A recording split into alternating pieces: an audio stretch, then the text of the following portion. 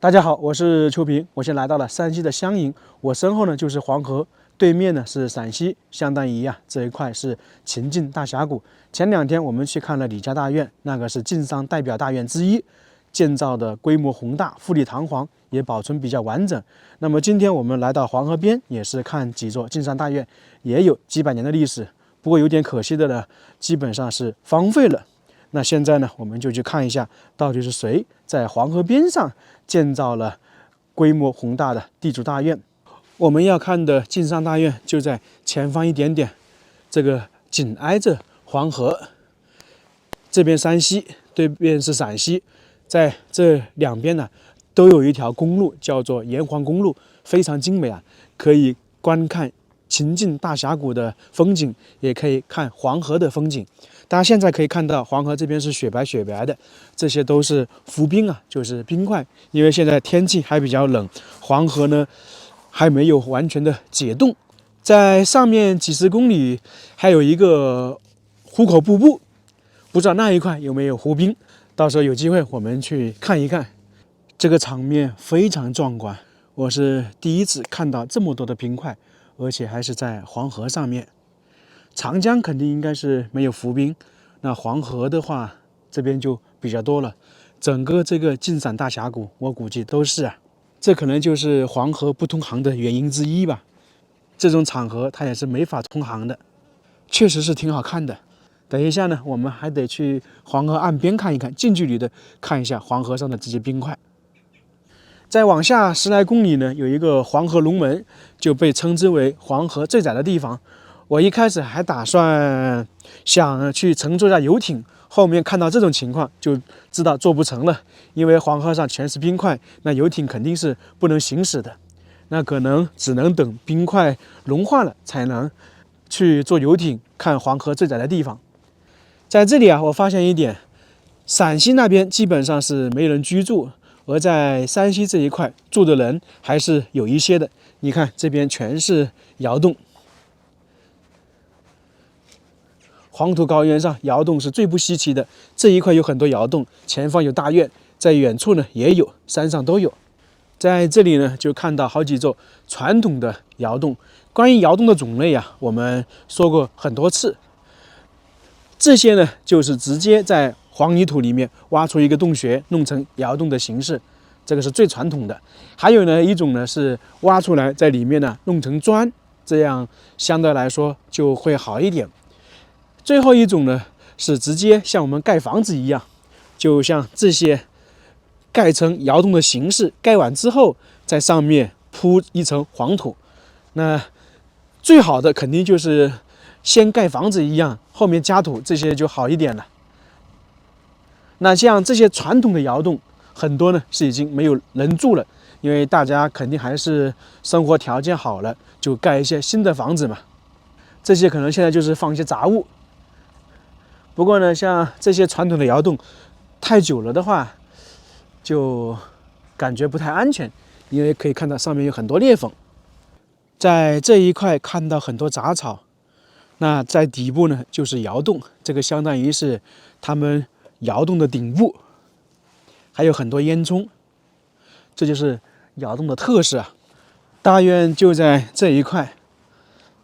我们经常说山西的古建非常多，根本就看不完，确实是如此啊。你像在黄河边还有这些古建筑，这谁能想到呢？经常说山西你不管走到哪个地方都有古村落、古庙，确实是如此啊。这里呢也是一个传统古村落，看看这就是以前高大的院墙，山西的晋商大院都是有院墙的，这一块还挺高的，估计都有10多米。它可能要跟上面那个平行，破损还挺严重的。里面呢就是窑洞，等一下我们得走进去看。这个地方是叫做施家滩村呢，就在黄河边，很好寻找的。墙上这个洞穴，据说是上个世纪被炮弹打的。大门在前面，这里有一洞，这边也有，还写了传统建筑。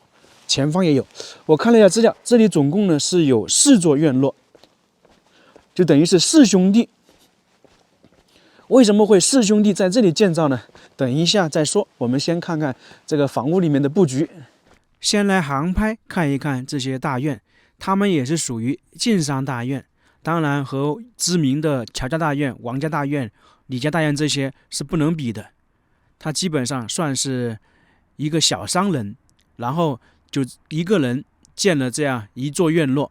这些大院呢，也差不多是清朝道光时期建造的。大家发现没有，在山西很多大院都是那个时候建造的。不知道是不是由于晋商在那个时候算是达到了一个鼎盛时期，可能确实是啊，因为到了咸丰时期，当时的环境就没有那么好了。两方面的原因，第一呢，就是咸丰那个时候发生了太平天国运动，还有是咸丰时期和西方那些国家签订了很多不平等条约，导致呢也会对晋商有所冲击。现在来看一看这个大院，这一块是大门，这个是照壁。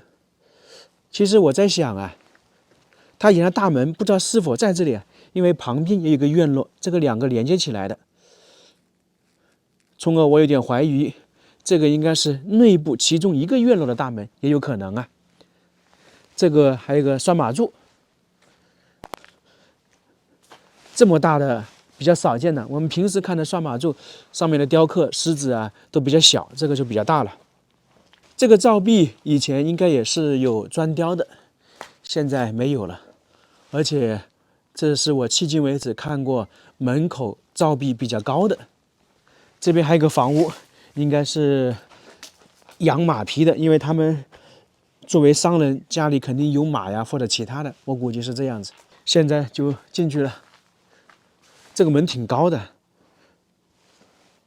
这个大院跟我们在其他地方看的大院有所区别，就是它用了很多石头做地基，把它们院落整体抬高了。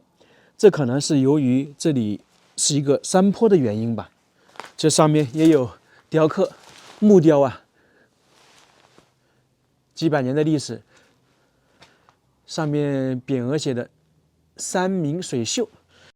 他们这个大院也差不多200来年的历史了。进来之后，应该是我们常说的一进院落，因为那边还有一个大门，那是真正的大门。这边的房屋都是四合院形式的。可以看到这一块非常高啊，从这个下面到顶部，我猜想都有10来米。我们看到这里一个窑洞，那里面已经倒塌了，看起来是一层，对不对？那其实我查了一下资料，据说以前在这个上面还有一层窑洞，等于是他们这个大院呢是2层的布局。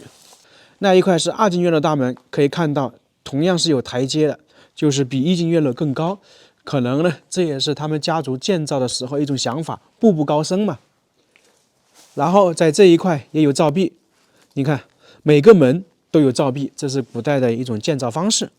那在这块还看到2个巨大的石头，上面有很精美的雕刻。这个不是普通的石头啊，是叫做旗杆石，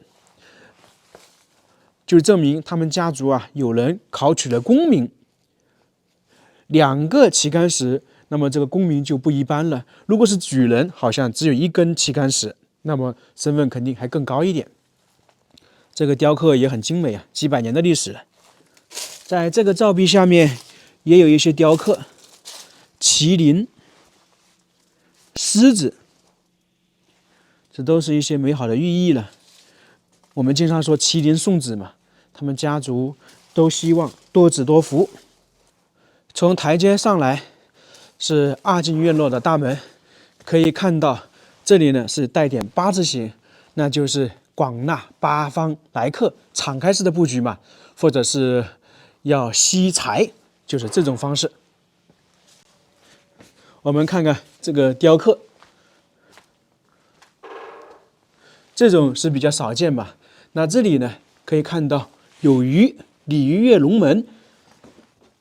那么整体这个雕刻呢就是鱼龙门，很有可能啊是在这里10多公里的那个黄河龙门，因为鲤鱼跃龙门的故事据说就是在那个地方。这边有竹子，有花朵，梅兰竹菊嘛。下面的石雕有葡萄，有寿桃，多子多福，还有长寿，都是一些有关于家族发展、家族事情的。那这些雕刻基本上大圆都是一样的。这里以前也是有个大门的，现在没有了，还能看到一些残存的痕迹，特别是上面那个木头啊，这隔了几百年还能够完好。往前走呢，看到右厢是灶壁，那里有个壁龛，是那个土地灶、土地爷。这个在这种山西、陕西的大院都比较常见了。这个是住处石，以前这个墙壁上面应该是有柱子的，现在也被拆走了。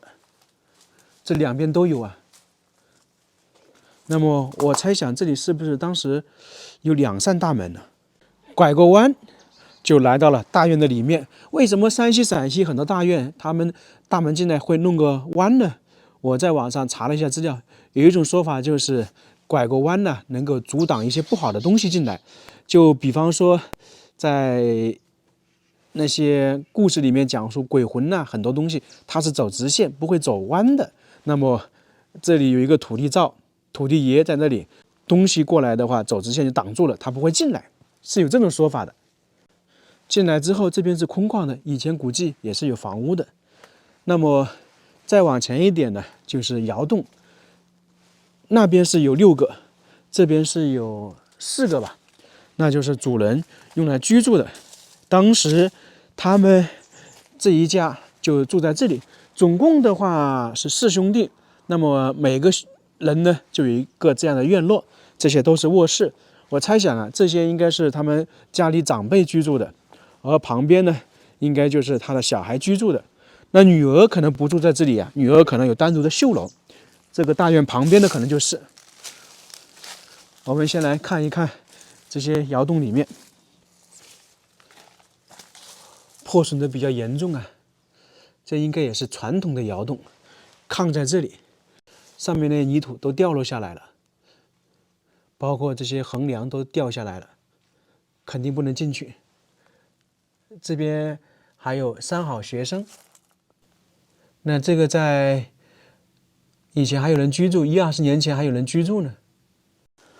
这还好是冬天，如果夏天来的话，这边树木都长出来了，就不好走了。这很多是花椒树啊，这个有点不一样，我过去看看。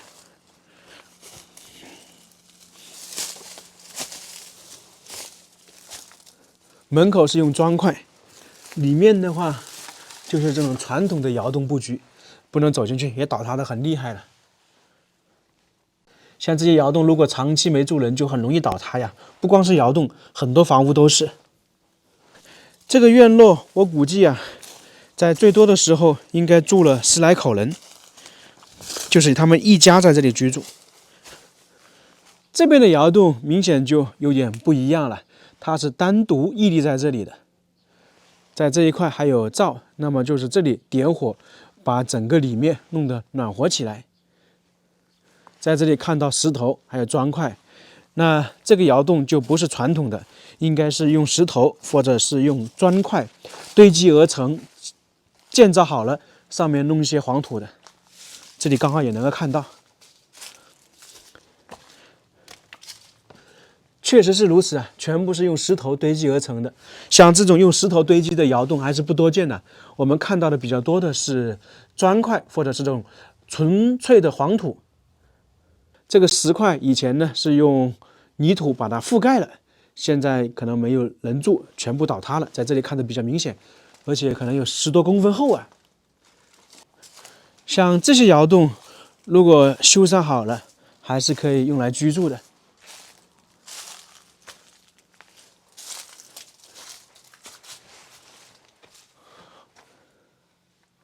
这个石头挺多的。哎，这个炕都已经没了，不知道什么时候没的，还是说以前没有住人，这块是用来放东西的。这个非常高啊，这些窑洞是我见过窑洞里面高度前列的。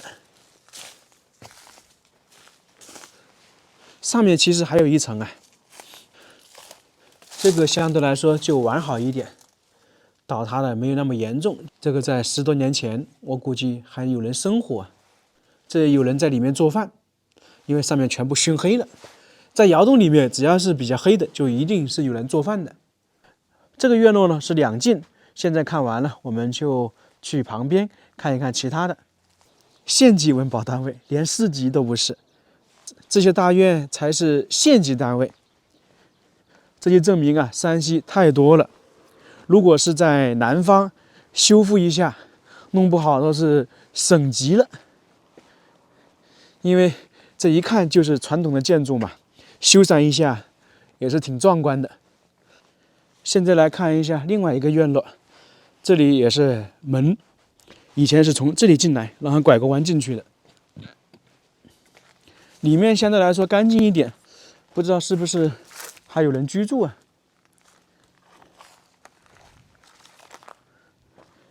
我查资料的时候看到说，这一块应该是小姐的绣楼，不知道真假呀。因为这里只有3孔窑洞，反正很有可能是啊，因为在这些大户人家，女孩子稍微大一点，她应该是跟父母、跟兄弟分开住的。然后这2个院落是挨着的，我猜想很有可能就是啊，或者是说他们这几兄弟所有的女儿都在这一个院落里面居住。反正是这样说的，不知道真假。在对面呢是3号院落，这一块看起来规模也比较大，它有好几层，下面一层这应该是他们家族下人居住的。整个这一块啊，它全部是用石头堆砌而成，弄成了一个平面，因为以前是一个坡度的。在这一块还弄了一些排水的设施。在上面呢就是大院了。我们都说它这边大院都是2层，在这里就看得非常明显。这里进去是一个院落，然后呢这一块是窑洞，上面还有1层，不过呢也是倒塌了。它这边的大院呢，就是窑洞上面都是还有1层的。这里由于进不去，我们就不去参观了。这个院落规模不大，只有2进。不过呢，我们看它的建筑风格啊，还是挺用心的，也花费了一定的钱财，算是真正的高墙大院，比我们看到的一些进山大院墙都更高一点。那么在黄河边上面，为什么他们会建造大院呢？这主要是由于当时的环境有关呢。在当时这里附近呢，有很多那种煤炭，杜家几兄弟能够建造这样的大院，也是跟煤炭有关。他们的先祖啊，是从山西其他地方迁移过来的。经过几代的努力啊，到了清朝道光时期，他们呢就在这个附近开了一座小煤窑。他们将挖出来的煤呀，通过旁边的黄河运送到陕西去了。然后到了陕西呢，再经陆路运到西安售卖。这样的话，他们家族就慢慢积累，生意呢越做越大。那有了钱财，自然而然的话，就相当于是在老家建造宅院嘛。那这里呢，刚好就是他们的老家，并且呢，在附近呢购买大量的土地。杜家呢就成了远近闻名的大财主。据说他们最巅峰的时候，不光是在这里挖煤，还在陕西的关中那一带有很多店铺和生意，并且呢，在黄河上还有水路运输，就相当于是物流。大家都知道黄河是不通航的，那么在以前是通航，只不过是分段通航。在这里上游呢有个壶口瀑布，那里是通不了的。那么当时他们这个黄河的船呢，就经常会在这一块停留。我们现在这里还能看到一个码头，很多货物呢就是运送到这里，然后通过陆路运送到壶口瀑布上游去。他们杜家就是经过这些发展起来的。继续往前走，在前方又有一座大院，离黄河非常近了，算起来可能就20米左右的距离。我们先在上面看一下，再进去。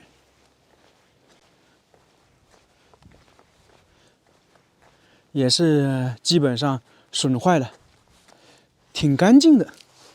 我感觉是不是有人去打扫过呀？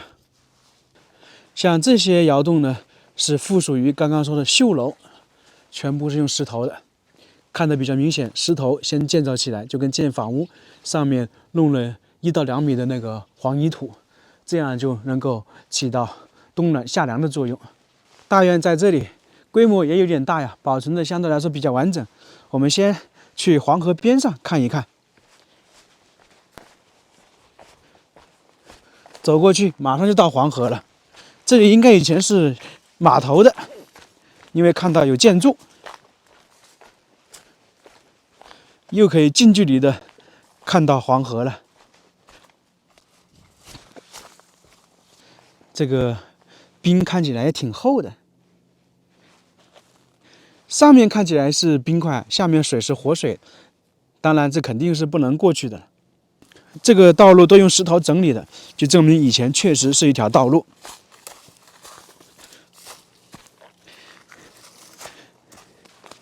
这里现在也不好走啊。本来我想下去近距离看一看黄河的，这边没有道路下去，我们就准备回去了。大门照壁，这么干净，肯定是有人打扫过的。在那一块还看到麒麟，还有很多葡萄，麒麟送子嘛，多子多福。这个照壁上面的雕刻也没有了，包括下面也没了，以前都是有的。进来之后是一进院落，这边呢也有几孔窑洞，明显的比较矮小，那么我猜想就是存放东西的，并且它这个窑洞构造跟旁边不一样，我都在怀疑这些窑洞是什么时候建立的。因为跟旁边的砖呢完全是不搭边，我觉得很有可能啊，以前这一块是院墙，后面重新弄了一些窑洞出来，不知道是不是这样的。过来之后就是又一道大门，这就跟刚才看到的类似了。以前也是有门楼，布局都是一样的。拐弯就来到了大院里面了，这以前都是有房屋的。那进来之后，这里就是一个标准的四合院，前方是主体的房屋，那两边以前都是房屋，只是倒塌了。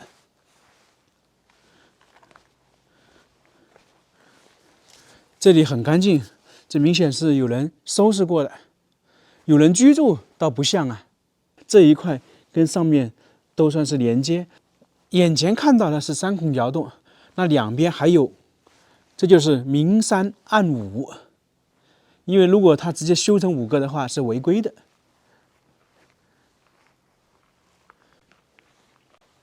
弄不好里面呢是可以上到2楼去的。看看这边有什么。